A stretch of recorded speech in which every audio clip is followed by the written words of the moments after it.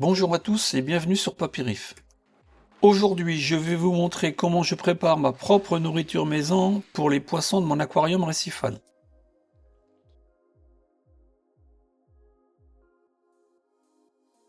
Avant de commencer cette vidéo, je souhaitais aborder rapidement un sujet qui concerne la présentation de mes vidéos sur Facebook.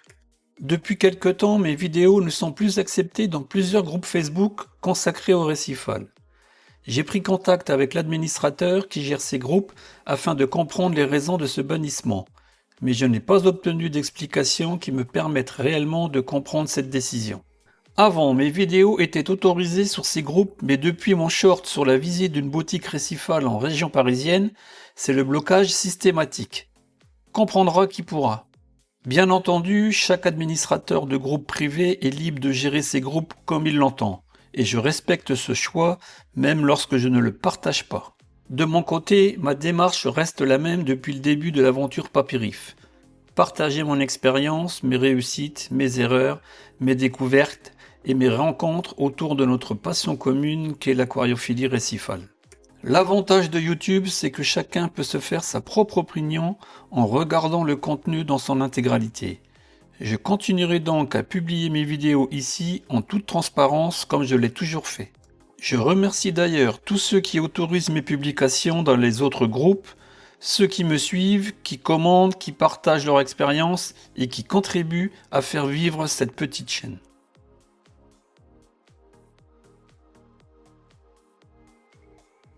Je vais vous montrer les ingrédients que j'utilise, la préparation étape par étape et bien sûr le résultat final. Jusqu'à présent, je nourrissais principalement mes poissons avec des artémias, des mysis congelés et un peu de granulés et feuilles de nori. Ce sont de très bons aliments que j'utilise toujours, mais avec le temps, je me suis rendu compte que je voulais leur offrir une alimentation plus variée et surtout mieux adaptée aux différentes espèces présentes dans mon bac. Entre mon Xanthurum qui a besoin d'une part importante de végétaux, mes poissons clowns, mes Anthias, mes Valenciennes strigata et mon Leucothenia qui ont tous des besoins différents, je me suis dit qu'il serait intéressant de préparer moi-même un mélange plus complet.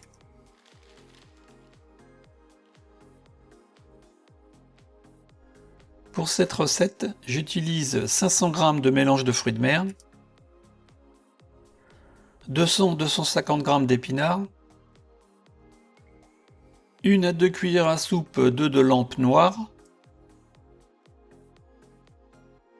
une demi-banane, 2 gousses d'ail, 4-5 g de spiruline, une feuille de nori, un sachet agar-agar qui représente 2 g.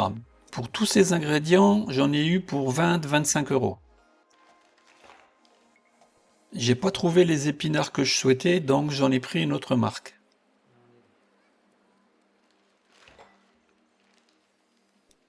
Encore congelé, avec l'eau qu'il y a dedans, ça fait à peu près 250 g. Pour les fruits de mer, c'est pareil, avec l'eau, ça fait à peu près 560 g, en réalité 500 g net. 30 g d'œufs de lampe, 5 g de spiruline, 2 gousses d'ail,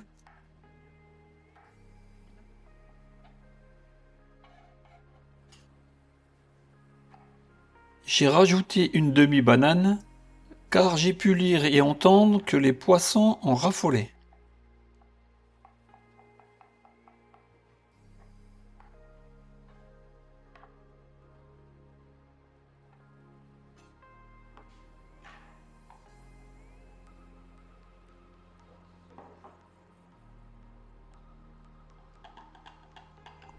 Maintenant, il faut mixer tout ça.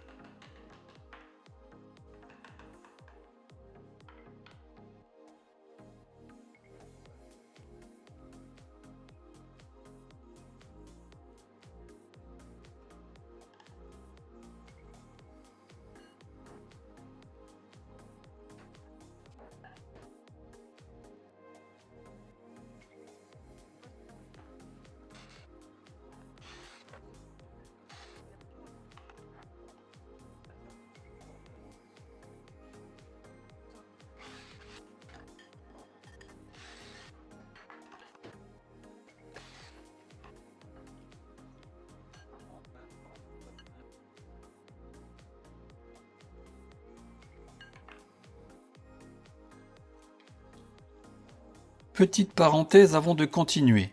Si comme moi vous êtes sensible aux odeurs, préparez-vous psychologiquement parce que franchement ça ne sent pas la rose, ça pue. Entre les fruits de mer, les épinards, l'ail et le mixeur, la cuisine s'est transformée en véritable laboratoire récifal. Heureusement, madame était là pour prendre le relais sur une bonne partie de la préparation. Alors, si tu regardes cette vidéo, encore un grand merci à toi pour ton aide, parce que sans toi, je ne suis pas sûr que cette recette aurait vu le jour. Je ne sais pas ce qui est le plus difficile dans cette recette. Trouver les bons ingrédients ou survivre à l'odeur pendant la préparation.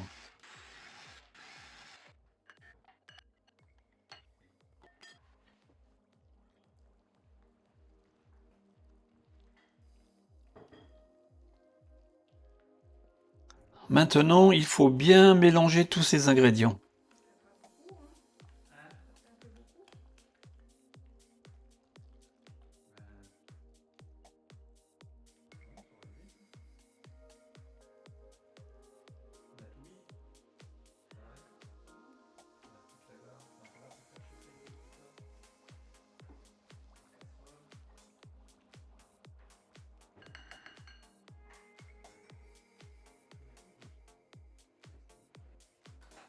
Là, c'est bientôt le moment d'ajouter l'agar-agar.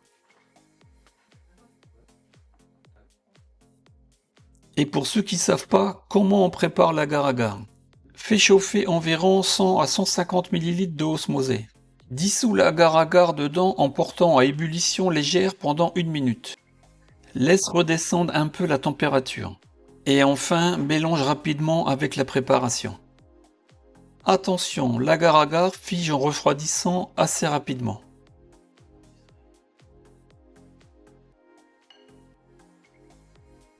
L'agar-agar, c'est ce qui va permettre de consolider toute ta préparation.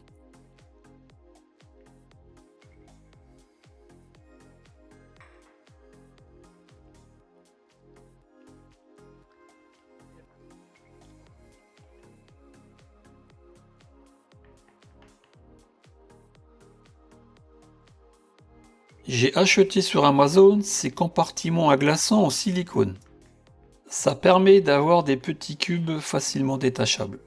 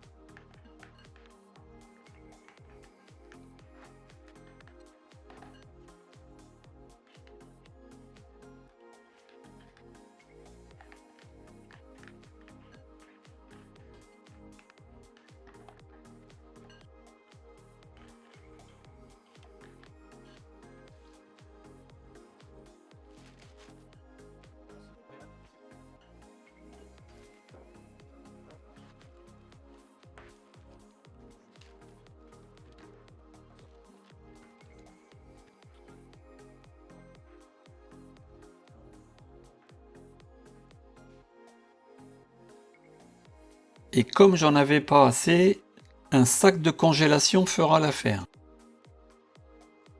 Les stries, c'est pour me permettre de les casser plus facilement une fois qu'ils seront congelés.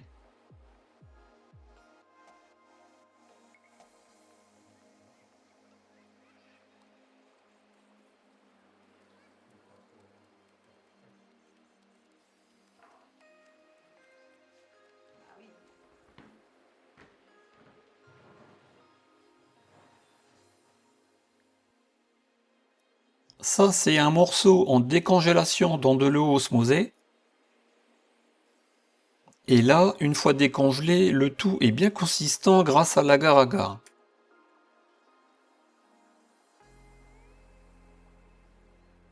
C'est l'heure de distribuer cette nourriture à tout le monde.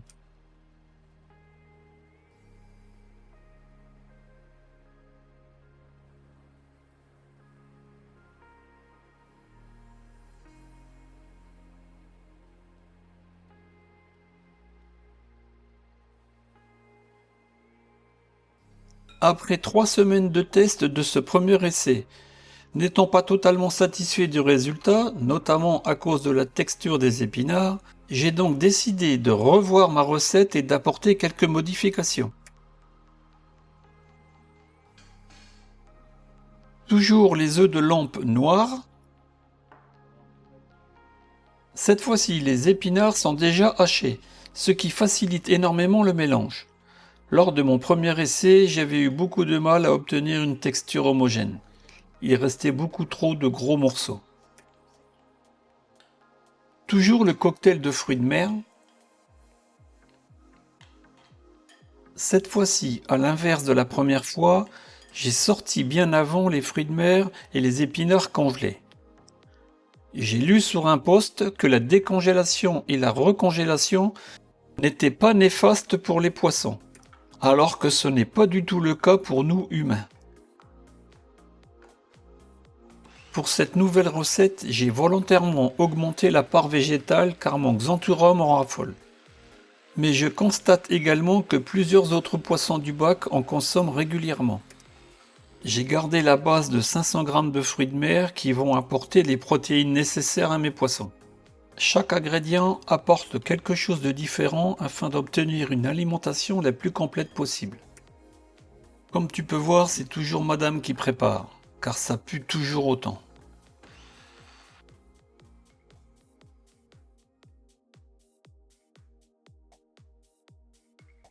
Là, tu peux voir en détail ma nouvelle recette pour l'alimentation de mes poissons.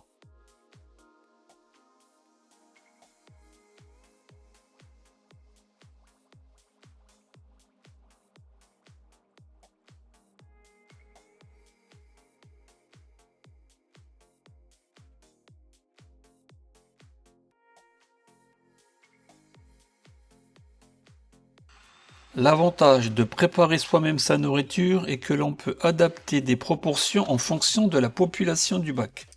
L'objectif n'est pas d'obtenir une purée totalement liquide, mais un mélange suffisamment fin pour être consommé facilement par l'ensemble des poissons.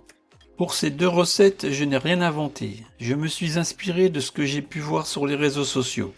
Et j'adapte en regardant le comportement de mes poissons lors de la distribution. Cette fois-ci, je n'ai pas utilisé d'agar-agar. Je souhaite voir comment la préparation se comporte naturellement après congélation et lors de la distribution. Et j'ai tout mis dans des sacs congélation car c'est beaucoup plus simple pour doser la nourriture.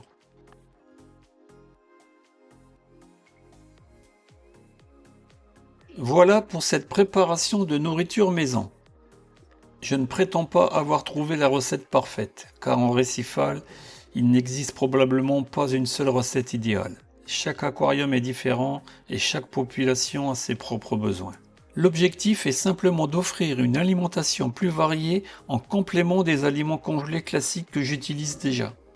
Je vais maintenant observer comment les poissons réagissent à cette nouvelle version, comment elle se conserve dans le temps et surtout si elle est consommée aussi facilement que les aliments habituels.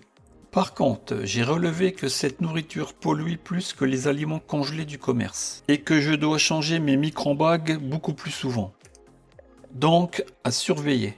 N'hésitez pas à partager vos propres recettes ou vos ingrédients favoris dans les commentaires. Je serai curieux de voir comment vous nourrissez vos pensionnaires.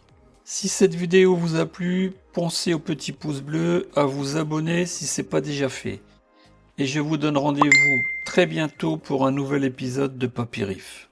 À bientôt.